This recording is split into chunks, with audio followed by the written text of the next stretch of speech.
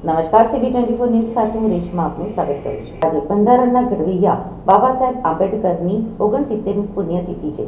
આ દિવસને મહાપરિનિર્વાણ દિવસ તરીકે ઓળખવામાં આવે છે. ત્યારે પીએમ મોદીએ બાબા સાહેબને શ્રદ્ધાંજલિ આપી હતી. પીએમ નરેન્દ્ર મોદી ટ્વીટ કરીને કહ્યું કે મહાપરિનિર્વાણ દિવસ ઉપર અમે બંધારણના નિર્માતા અને સામાજિક ન્યાયના પ્રતીક ડોક્ટર બાબા સાહેબ આંબેડકરને વંદન કરીએ છીએ. સમાનતા અને માનવીય ગૌરવ માટે ડોક્ટર બાબા સાહેબ આંબેડકરનો અથાગ સંઘર્ષ પેઢીઓને પ્રેરણા આપતો રહેશે. પીએમ મોદીએ વધુમાં જણાવ્યું હતું કે આજે જ્યારે આપણે તેમના યોગદાનને યાદ કરીએ છીએ ત્યારે અમે તેમના સ્વપ્નને સાકાર કરવાની અમારી પ્રતિબદ્ધતાને પણ પુનરાવર્તિત કરીએ છીએ. જય ભીમ. તેમના ટ્વીટમાં પીએમ મોદીએ આ વર્ષની શરૂઆતમાં મુંબઈમાં ચૈત્યભૂમિની મુલાકાતનો ફોટો પણ શેર કર્યો છે.